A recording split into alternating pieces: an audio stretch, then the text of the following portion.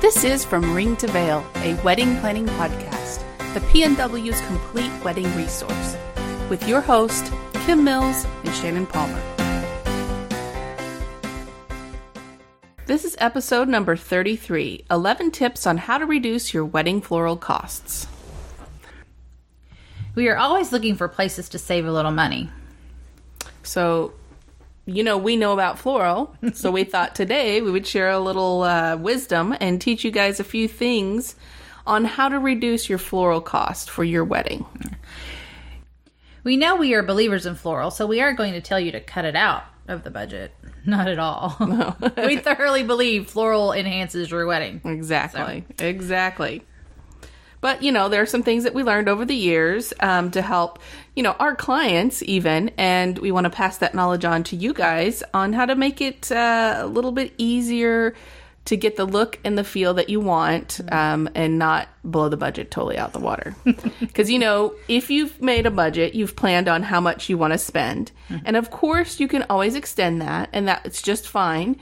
But if you can't, if you just absolutely can't, there's things that we've learned over the years that you can do to achieve what you want. And your floral designer or florist will work with you on these things. Exactly. And they should, if they are a reputable florist and they know their business, will share with you alternatives to fit within your budget. We are not out to break your bank. Right. So we want to help you guys get what you want because we enjoy making these beautiful floral, pieces and help enhance your wedding, really. I mean, that's why you got in the business, right? Yep. So anyway, grab a cup of tea or coffee or water or start your engine, whatever you're doing. Put your headphones on and continue on the treadmill. Listen up, and we hopefully will share some really good tips for you guys. The first way to reduce your floral cost is think of the seasons. What floral is going to be available in what season? So these are just some guidelines. Some of these flowers overlap into seasons, but these are a little bit of guidelines to determine which flowers you could use to cut down on your costs, because seasonal floral are readily available. They're going to be cheaper. Summer options for your floral are... We have dahlias, especially here in the Northwest. They're just very abundant. And they're gorgeous. Right. And they come in all different colors. So, you think of dahlias as maybe red or yellow, but no, they come in purples, they come in bright pinks, they come in white, they come in a blush color. They come in different sizes. They come in sizes of dinner plates. Exactly. They come in, little ball sizes. So there's a lot of variety and a lot of texture in dahlias. Tuberose. What's that? It's kind of a stock plant, and it's kind of a blush color one. That's all I've ever seen. They're kind of temperamental and a little bit more expensive, but if they're in season, they're less expensive than you can get in, say, winter. Right. And they smell really good. So if you like smelly flowers or nice smelling flowers, not smelly flowers. If you like nice smelling flowers, that's one to have. Okay. And Larkspur. Larkspur is it comes in usually pink or white. And it's a long stalk flower, and it has many buds on it. So if you're doing like submerged centerpieces or something like that, where you want, your flowers underwater, it's a good one to have in the tall tall cylinder vases or whatever kind of vases you're using, because it's a stalk and it's a line flower and it has many buds. And so you can have buds all the way up. So is it droopy at all? No. Okay. I mean, it can get if it's out of water. Of course, all flowers do. But, no, it's not really droopy. Okay. Or drippy is, I guess I should say. No. So you wouldn't want it in really your bouquet. If you cut it off, in increments, and, I usually use the tips if I'm going to put them in bouquets and things like that. So. Okay. All right. Delphiniums. It's about the same as Larkspur, but they come in purples, blues, and there's some that are white, and they come in a regular version called a blue belladonna, which is it's not as full, and they're kind of sporadic blooms on them. And then they come in a hybrid version, which is the ones I like to use because they're more vibrant and they have more blooms on the stalk. So okay. And, of course, sunflowers. Sunflowers are abundant. Yes, you know that. You can, you can see those, actually, all over. Then there's freesia. Freesia is a nice smelling flower, too. And it's green, and the stalk is a very green stalk. And it kind of is like, it looks like a little flag on the top. Oh, okay. It has one large flower at the top of the stalk, and then they have little mini blooms that go all the way down to kind of like a point. It looks like kind of a pennant, I guess you could say. And they come in many, many different colors. So that's a really good one, and nice for summer, actually. Yeah. Liatris is a purple stalk flower, and it has like I would call it kind of a bottle brush look on the top. It's purple, and so it's good to use in arrangements. You can use them in bouquets and things like that, and they look kind of cool for boutonnieres. Oh, okay, yeah. So that makes that a good idea. Asters they come in many different forms and varieties as well. You have the tight round little asters, which are called Matsumoto asters, and they come in many different colors. You have the ones that look like little bitty daisies. Oh, cute. You know, like, yeah. Yeah, the little bitty daisy ones, and they come in like whites and yellows and purples and things like that. And most asters you would think of as daisies. Okay. And they come in many different sizes. So. Okay. How about lavender? I know that's very popular around here, especially in, July is when it's all blooming? July and August. It's nice to use. Of course, it's very fragrant, and you can use them like a bunch of lavender for your bouquet if you want to do that, and it looks great in boutonnieres. You can also put them in centerpieces, too. So. They're very versatile. Okay, now let's go to the fall options. And like you said, some things are going to overlap. Of course, yeah. So, like the first one is dahlias. Right. So we've already went over dahlias. Zinnias are kind of like dahlias, but they're not as in many varieties of colors, I guess you could say. And they're a different shape. Right. You get them confused sometimes. Yeah. The zinnias and the dahlias. So. Amaranthus? Amaranthus comes in many different forms. We use a lot of hanging amaranthus in green and red, which makes everything, you have this big centerpiece on your table, and you have this green things hanging down the bottom, and it's usually amaranthus. And it doesn't smell very good, but it makes you have a dramatic effect. You can put them in bouquets. You can use them in boutonnieres and arbor pieces. They're beautiful. Yeah. So I guess love to use amaranthus on things. So, and marigolds. Marigolds, they are. I don't like marigolds per se. Okay. They're kind of a straw flower, so they're hollow. They don't last very long out of water. But if they're kind of a cultural flower, so if your culture uses a lot of marigolds, usually in Indian weddings, they use a lot of marigolds because they use them in their garlands and things like that. You can use them that way. I just don't like to use them very often. But so they're a fall flower for sure. Yarrow comes in white or yellow. It kind of makes you think of Queen Anne's lace, but it's a little bit more hardier. Queen Anne's lace, if you take it out of water, it won't last very long. Yarrow will last a little bit longer. It's mainly a filler. Okay. Because it is a weed, but... well, some flowers are weeds. Yeah, most flowers are weeds. Status is purple. Like I said, kind of like the liatris. It's kind of a bottle brush end, but there's multiple blooms, and it kind of comes out like a flower, like a flag too, like I said, the freesia does, but their blooms feel like tissue paper. Oh. So they're very touchy-feely, Kind of soft and romantic, maybe? I wouldn't say soft and romantic. Okay. When I use status, I usually use them in mainly centerpieces and then boutonnieres because they kind of give a dramatic effect for a boutonniere. Okay, that makes sense. Yeah. And then again, lavender is also in the fall. Right. All right. So moving on to winter, we have kale here. Who would think to put kale in their ornamental floral? Kale, not the kale you eat. Ornamental kale looks like a green and white flower, or they're purple and white ones too. And they have a stalk on them, so they're easy to put in bouquets if you tear the leaves off to get it down to a size that you can put in a bouquet and things like that. They look good in arrangements as well. They're kind of dramatic. Yeah, I love to use kale in the winter. If you can't find a flower to use, hey, use kale. Amaryllis, of course, Amaryllis and Narcissus, which is the next one. They're kind of the Christmas flowers. They come in pink and whites and reds. they're kind of hard to use in a bouquet because they don't really last very long off the stalk. But you could probably put them in centerpieces and things. Yeah, since that has water. Yeah. How about holly?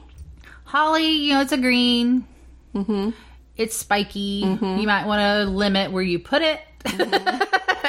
Yeah. I would put them in centerpieces or maybe arbor pieces. If you're getting married around the Christmas time, it's a very dramatic effect because you have the red berries and the dark greens. Yeah. So. That's pretty, and I have holly trees in my yard, and they hurt. Yeah. If so, you're not careful. You don't really want to carry around a bunch of holly in your hand. Or even put it on a boutonniere, because sometimes, you know, if you move around. So I wouldn't do that. But if you want them in centerpieces and like arbor pieces and things, that would be great.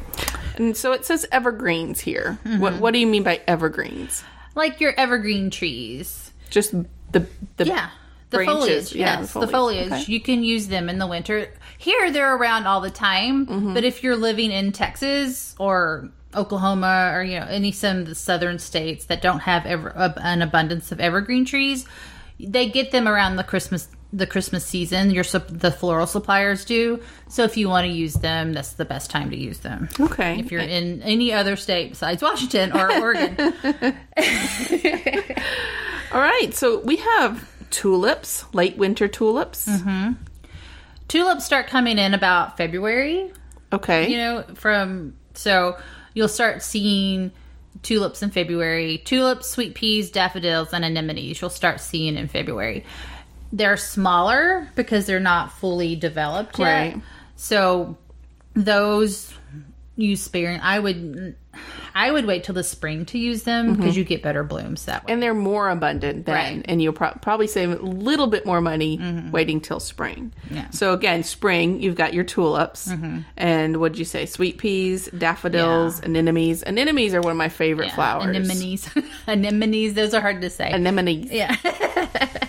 Yeah, because those I love anemones as well. They come in a variety of colors, but they have nice petals. And if you leave them, you'll put them in a bouquet and they'll be closed. But once they're out of the water for a while and in the sunlight, they'll open up and you can see their bright centers because they have like perfectly round centers in them. And the white ones usually have the dark blue ones or the black centers, and it's kind of a dramatic effect. So it's so pretty. I love them. Of course, we have peonies. Yeah, and that's, like we've said this many times on the show, that's something that many, many brides love. Yes. Is peonies. And yes, there are some places that you can get them during the summer months and the fall, but they're going to be most cost effective in your spring weddings and your early summer weddings. There's growers in Alaska and Canada that, produce them in the fall months. They're going to be more expensive because they have to ship them from there. You can buy them direct from there, but they're going to be more expensive. So yeah, like we're saying, we're trying to tell you how to save money. So if you go with your options per your season, you will save money. Right. Because, like you said, you can get a lot of this stuff. Yeah, you can get a lot of this. Your supplier can find this, but it's going to be more expensive in the months that they are not readily available.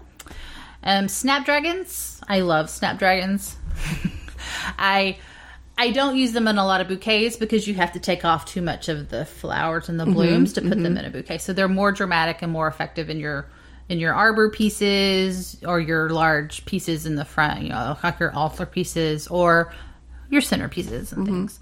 I like when they dry out, they look like little skull heads.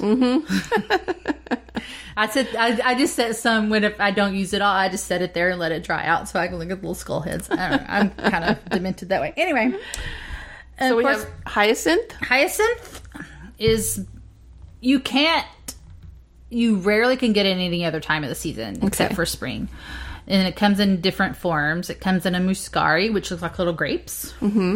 And it's a very little bloom, and it looks good in like boutonnieres and things. But you can use them in bouquets and centerpieces as well.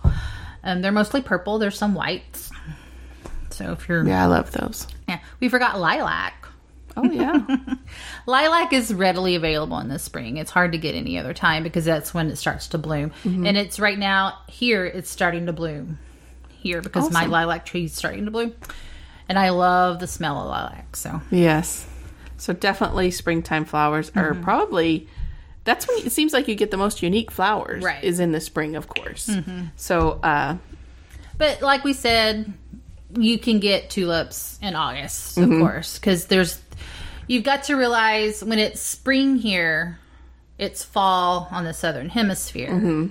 So you get the different growers can grow different things in different regions of the world, so they can outsource from different growers. Right. If you are conscious about your footprint and you want local and seasonal, Seattle has a great place to go get flowers that are seasonal and they're locally grown. So, I mean, but you have to pick what's available there. You can't, they don't outsource from anywhere else. Right. You can't say, well, I need these flowers. Then they'll say, well, we've got these flowers. You can choose from that. Which is fine if you're trying, like you said, trying to be conscious of local and all that. And there's always, I mean, if you want a certain flower, there's always some sort of alternative to use. So exactly. Your floral designer should be able to tell you. Right. Okay, so that is our number 1 tip was choose seasonal flowers. Our number 2 tip is use alternatives to flowers.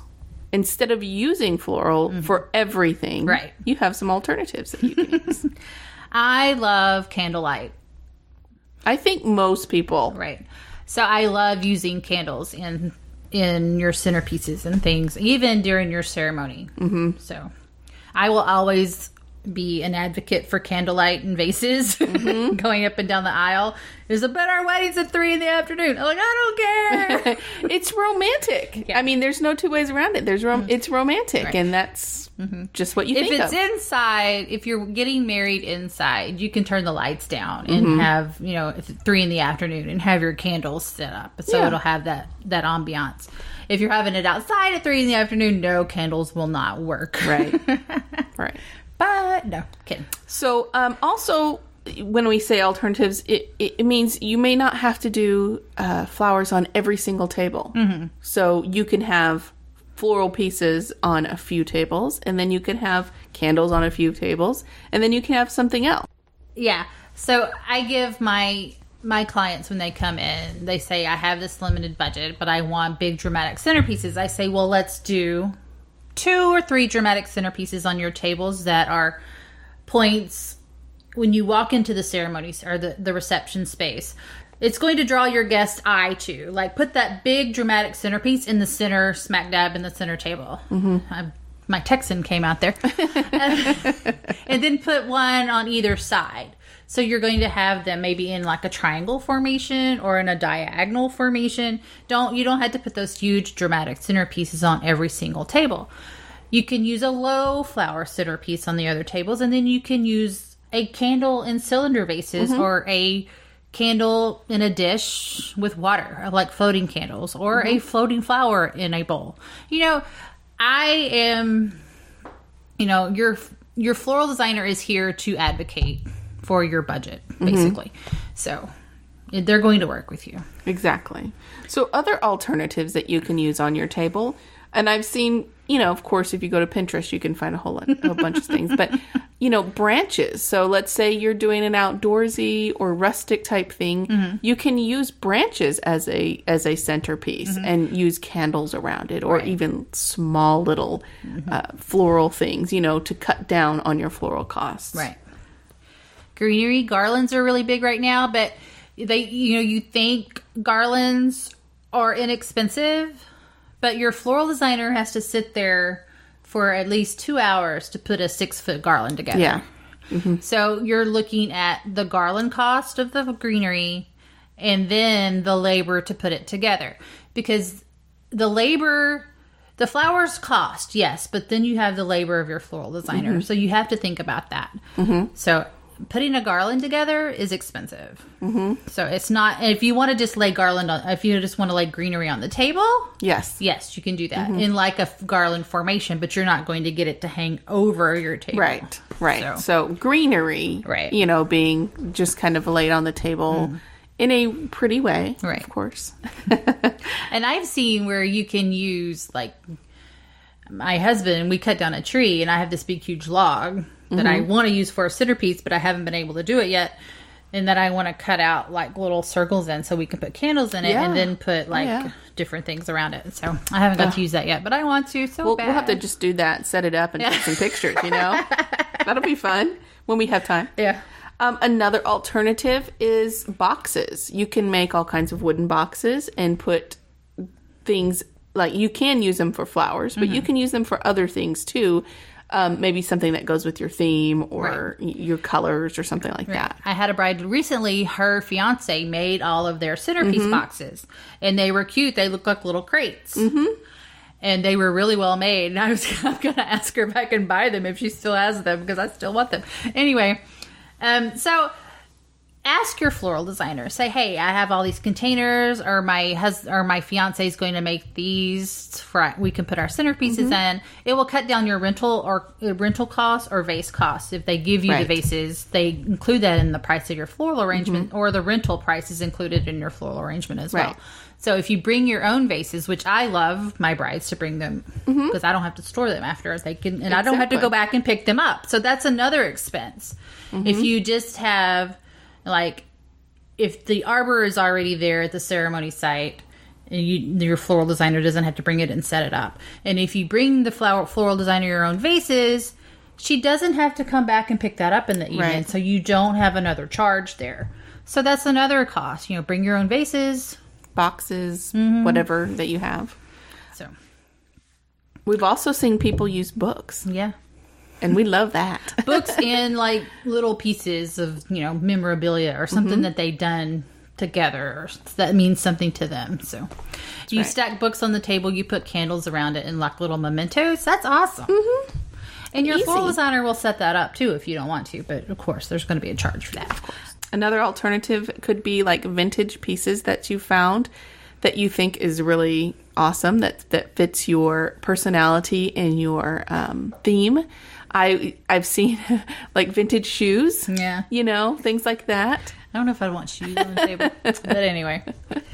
Well, they were very ornate, kind of. And they could have been not really vintage, but look vintage. But, and you can find vintage vases and bowls and all kinds of things. Yeah. Cam drinks a lot of tea. And so we're collecting all these little ornate tea boxes or tea tins, and so we're like, we have these, you want to use these? We really want to use these. So number 3 is, like we've said before, use a variety of things. Like for your ceremony site, if it's a beautiful site and you're doing it outdoors, or if you're doing it indoors and it's very ornate inside, like there's a lot of paneling and woodwork, or an ornate fireplace, don't cover that up. Use it. Enhance it. Right. Candles on an ornate fireplace mantle, in the fireplace. There's endless possibilities with fireplaces. Exactly. I love to decorate fireplaces. There could be windows. Right. Don't cover that up. I know. Why would you want to cover that up? If you're outside and it's on the beach, why would you cover that up? Right. People ask me, well, I need an arbor and I want to put draping on it. And I say, well, where's your ceremony site? And they say, oh, it's outdoor and all these trees. And I'm like, why would you want to cover that up? Yeah. So, it's your own personal preference and your own personal taste. But use your natural setting if it's natural and beautiful. And like if you're at a beach wedding, you don't want something to cover up the ocean, or especially if you're doing a sunset wedding. Why would you cover that up? Well, I can see the want to like kind of frame them. Great. But then you got, frame them in a different way. Urns. Yeah, you can put urns on the ceremony site, or sprinkle hearts on the sand, like petals on the sand in the shape of a heart, and let them stand in that. Something simple and easy. Right. Candles, definitely. Don't use live flame candles, but candles.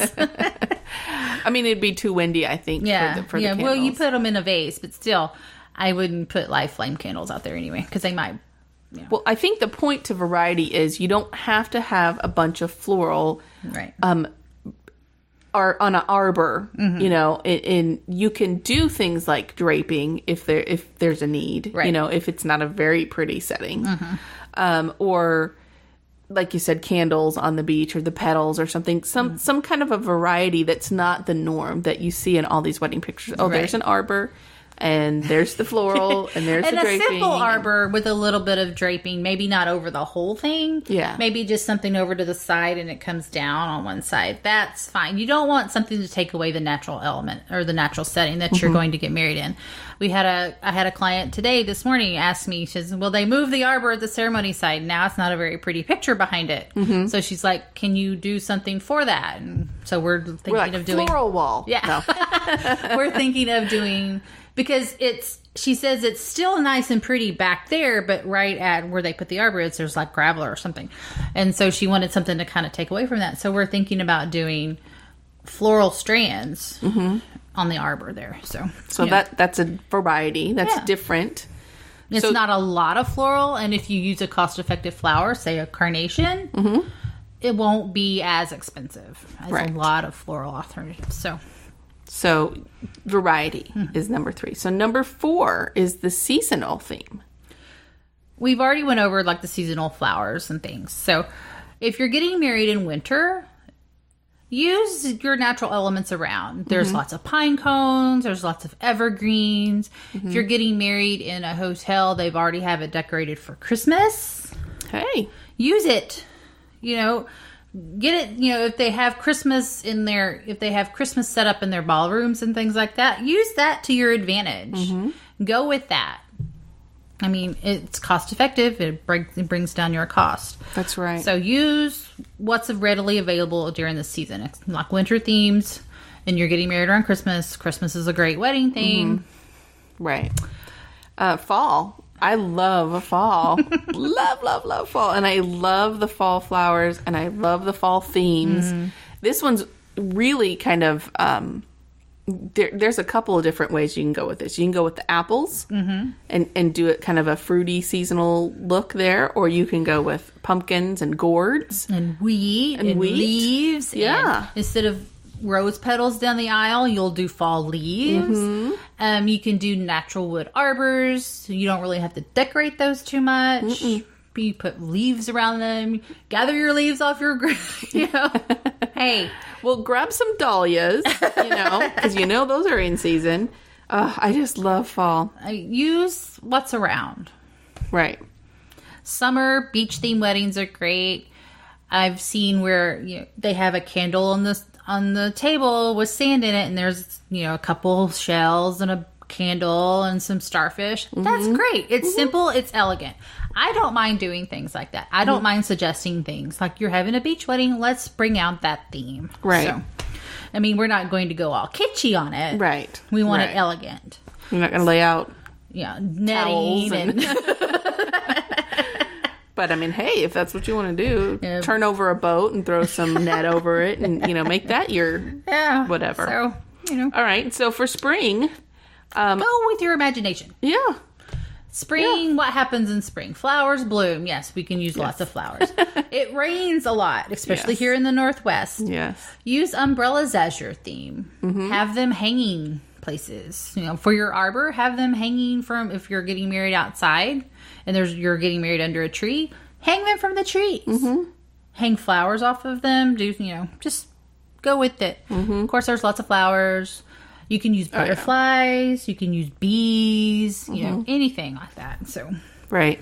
So that's if you're going with a theme. So, which could, like you said, we could save money that way. Number 5, we have centerpieces. This is a way to save some money with your centerpieces.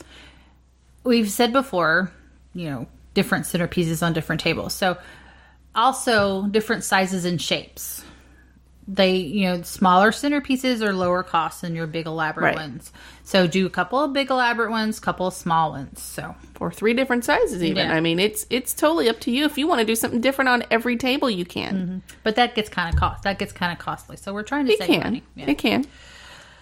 Flowerless. Go flowerless on your centerpieces. Go all candles, all books, or some of the alternatives that we listed. Go with something very simple and sweet. Right.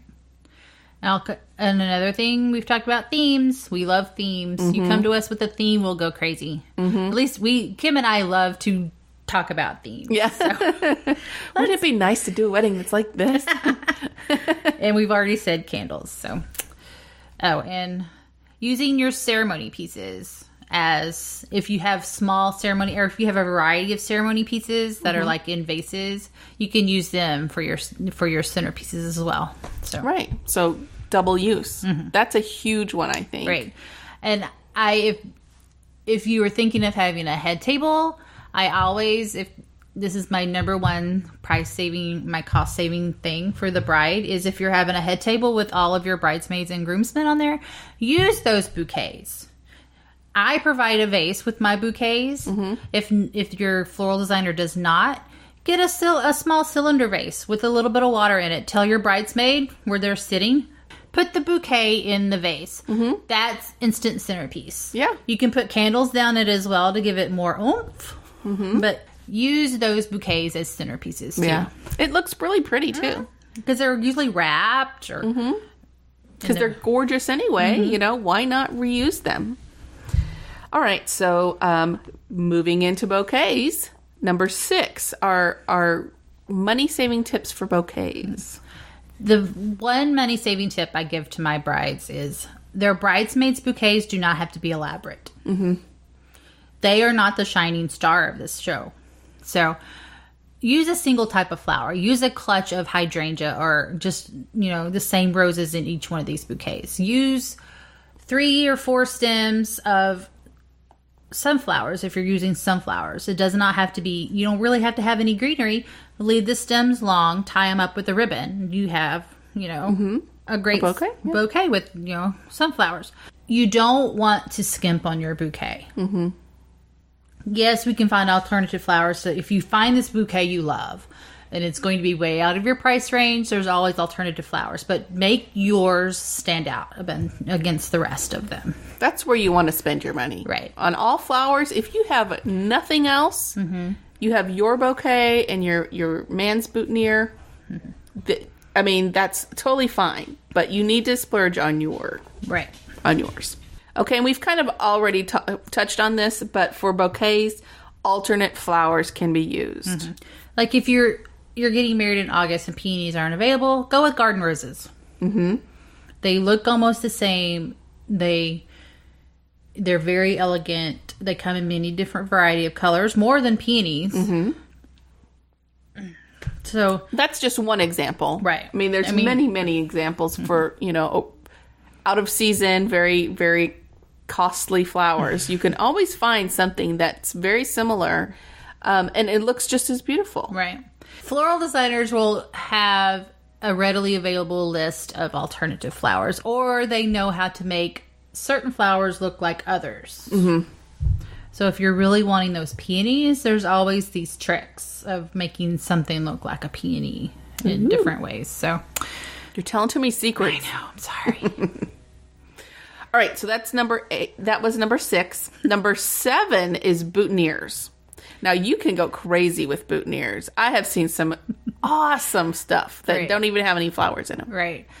The big thing is, if you're going with a theme, you can use all kinds of things. Like if you're doing a beach theme or a nautical theme, the fisherman's rope or anything like that, do them in knots, and you can put like ribbons on them and stuff like that for your boutonnieres. You don't even have to use flowers. So right, I've seen all kinds of things. There's many. A superhero theme. You can use little action figures or little buttons that whatever superhero you want to be. So that's if you're nerdy and geeky.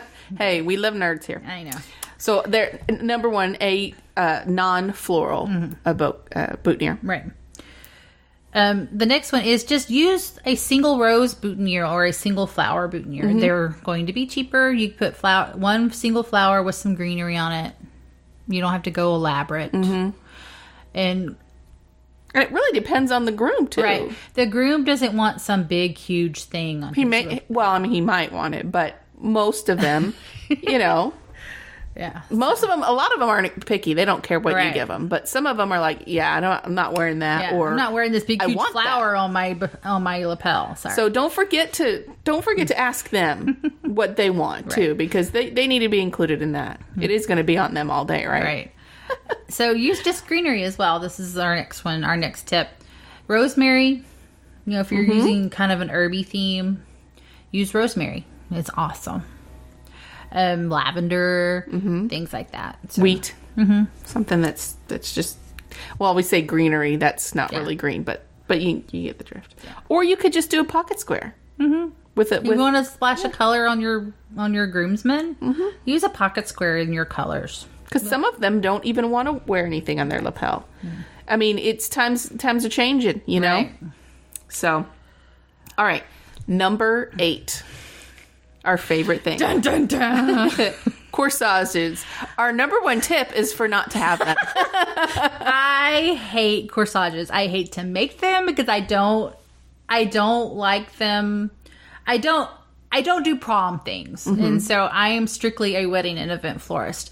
So I don't deal with prom. I don't deal with Mother's Day. I don't deal with Valentine's Day. So I don't make a lot of corsages except for weddings. And I don't put any frills on them. They're mostly just flowers. And so I don't put added things in there. I don't put bling in there unless you're asked for it or things like that. So I hate doing corsages. They get tore up. Yeah. And then I get complaints that it didn't last all night long. And it's like, I'm sorry, you're hugging people. Yeah, that's the whole point, is that it doesn't last all night because, so like with a boutonniere, the man usually takes his jacket off it's not going to get destroyed. Right. Like a corsage is, because people are hugging and dancing. If you're the mother of the bride and you have this big, huge corsage on your dress, you're hugging people, you're moving your arm up and down. Even if it's a wrist corsage, you're going to move your arm dancing. Up. And so it's glued or it's, put together with wire and tape. It's going to get beaten up. Yeah. And so my number 1 alternative for a corsage is either none, or if you want to recognize the mother of the bride, the mother of the groom, give them a single long stem flower. If you're having sunflowers, give them a sunflower to hold in the pictures to say, hey, this is my mother. Yes. Don't go elaborate with it. Give them a small posy bouquet so they can put it in a vase somewhere. Just do something like that. Yeah, exactly. It's not really needed anymore. Right. In corsages, like I said before, you've got to realize labor cost. So you have a single flower, a single cut flower. You don't have any labor costs associated really with that, unless you put a ribbon on it. And I'm not going to charge you labor for putting a ribbon on a flower. Tie a ribbon. That's me. That's my opinion. So don't go to your floral designer and say, hey, well, Shannon with blah, blah, blah, blah, blah says you won't charge for ribbon and I'm putting on the, So, but the little things like that, we kind of let slide. I process the flowers. Yes, it's going to cost you for the single stem flower at your cost, but it's not going to have any labor involved. A corsage usually takes me about an hour to do. If it's really elaborate, it has a lot of flowers. It's a lot more work than just a boutonniere. Right. It really is. So we're trying to talk you out of corsages. If you want to save money, yes, that's a good one. Good place. But if your parents or your mom or grandmother's a traditionalist, yes, then they want a corsage. All right, tip number 9. Use the same flowers that are in your bouquet or in your centerpieces throughout your wedding. Don't say you want a bouquet full of peonies, which will probably be 12 to 20 peonies depending on your size, and not have peonies anywhere else. Because most suppliers, you have to order a minimum of peonies to get, of any flower. Right. So flowers come in bunches. They just don't come we don't go and buy one single flower. So I can't go to my supplier and say I want 12 peonies. They're not going to give me those.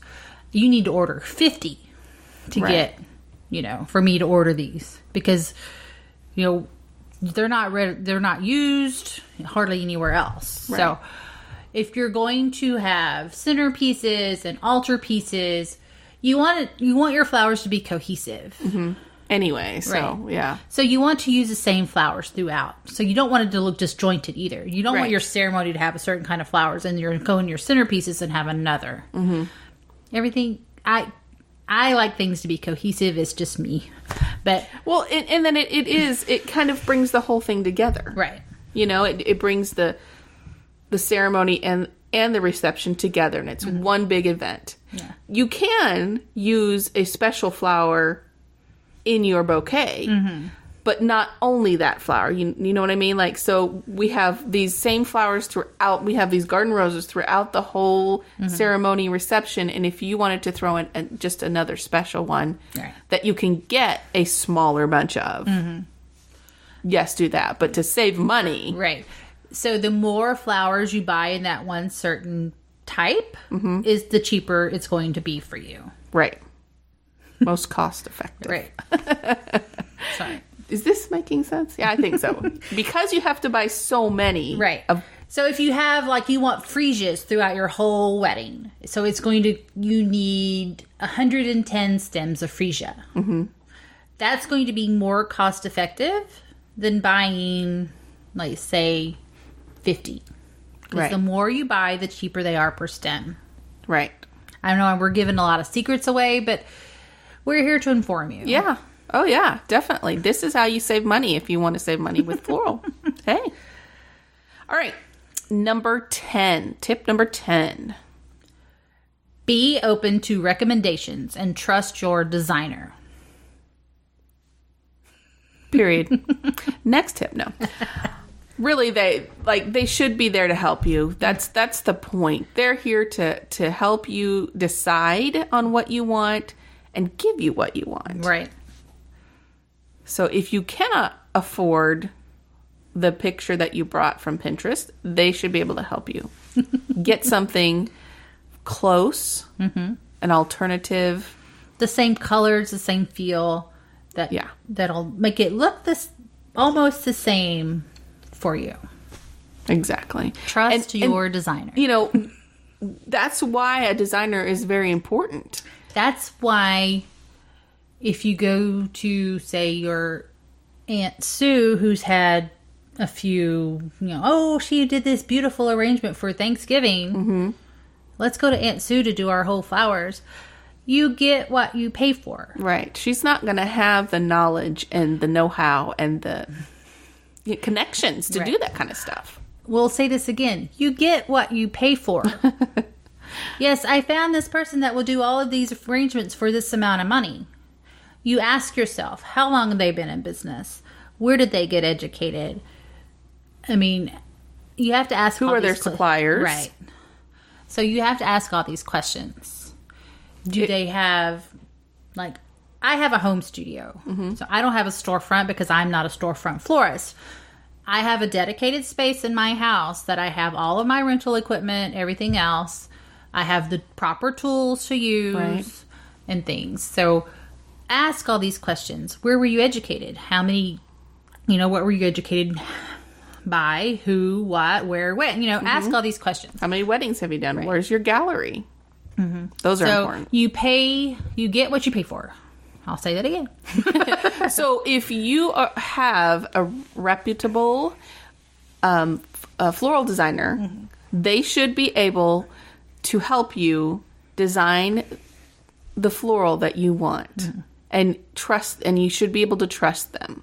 So that's why it's so important to talk to a couple of different ones and find the ones that want. And the one that you click with may not be the most cost effective one, but they will, if you feel comfortable with them, they are going to be the one that is going to produce what you want. And work for you. Right. All right. Last tip. Number 11. This is just, there are some flowers that you can get all year round. They come from all different parts of the globe. So if you're looking for local, this may not, you can't get hydrangeas if you're looking for local floral. Right. All year round. But if you're getting them from a supplier, You can always find roses. You can always find hydrangeas. Usually you can have the different varieties of orchids. Usually there's an orchid available all year round because they come from different places on the globe. And carnations are usually available all year. So awesome. Well, hopefully some of these tips will help you guys lower your cost. Try to say that nicely. Lower your cost when it comes to your wedding floral. And, don't be afraid to ask your floral designer about some of these things. Yeah. Ask for alternatives. Like, I can't afford, I have 20 tables. I can't afford to have flowers on every table. Ask for alternatives. Absolutely. Say, do this. Say, I will provide for 10 of my tables of just my DIY stuff. Make me 10 arrangements. Right. I am happy to do that. That's me. It's absolutely acceptable and doable. I mean, nowadays people will DIY so many things for their wedding. And what we're trying to do is make it less stressful. And hopefully these tips will make it less. Yeah. Because you're a bride. You don't want to be making bouquets at midnight the night before your wedding. You want to sleep. Right. Delegate that task to someone else. But if you do want to DIY stuff, if that's something you enjoy and you really want to do, like when we talked to Emily about thrifty weddings, they are there to help you. And if you do want to do DIY stuff, you can, but maybe you don't want to do it for every table. Right. Maybe you want to do it for half tables and do floral design on the other half. There's so many options in order to keep the cost down so that you can have what you want. And don't be afraid to ask for it. Really, I mean, that's the number one thing. This is your wedding. Don't be afraid to ask for that. Right. Your floral designer is going to listen to you. Yes. At least I do. They will. I mean, they should. And if they don't, then maybe you need to go somewhere else. Talk to somebody else. Yeah. Call us. We'll help you out. So show us some love by subscribing to From Ring to Veil on iTunes, Stitcher, or SoundCloud. And please leave us a review. So until next time, no stress, no worries. Keep calm and listen on. Thank you for listening to our podcast. You can find us on Facebook, From Ring to Veil, on Twitter, @From Ring to Veil, and on our website, FromRingToVeil.com.